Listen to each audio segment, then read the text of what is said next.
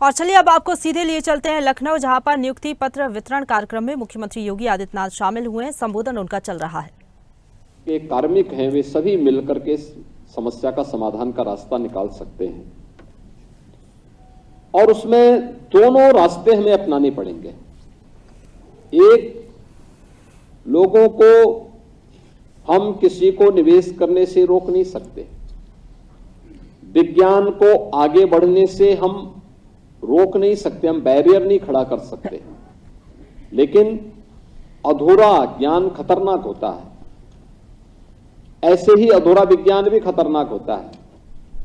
अधूरी टेक्नोलॉजी नहीं, अगर किसी को उद्योग लगाना है तो वह इस बात को भी सुनिश्चित करेंगे कि कार्बन उत्सर्जन कम से कम हो, पर्यावरण को प्रदूषित करने वाली गैसेज कम से कम उत्सर्जन कम से कम हो।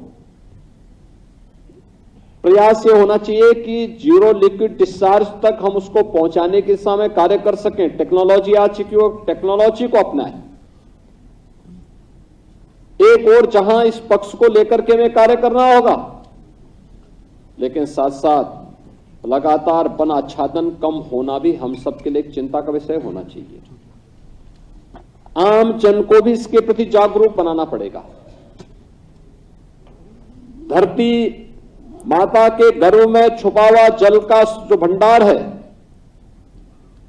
उसमें जो कमी आ रही है, उस कमी को फिर से वापस लाने के लिए जल संरक्षण के प्रति लोगों को आग्रही बनाना पड़ेगा। वनों में अपने निहित स्वार्थ के लिए लगाई जाने वाली आग को नियंत्रित करना पड़ेगा।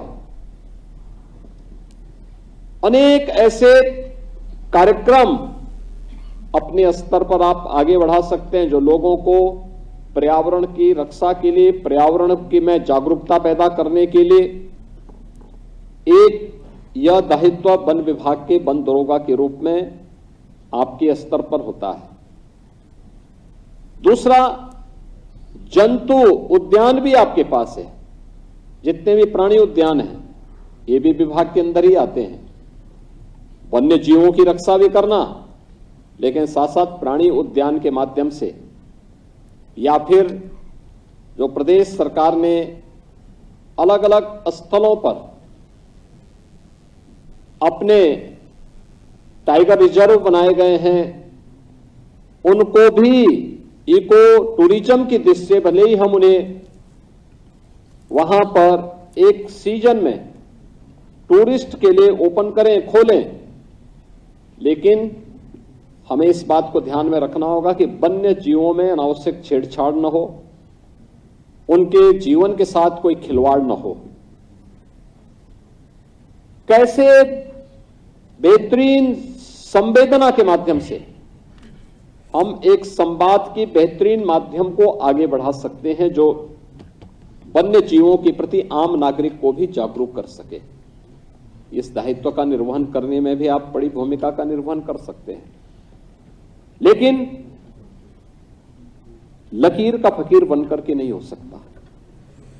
अक्सर क्या होता है, सरकारी नौकरी जब व्यक्ति पाता है तो पाने के बाद वह अपने दायित्वों का निर्वहन पूरा ईमानदारी के साथ करने में कहीं ना कहीं विफल सा दिखता है।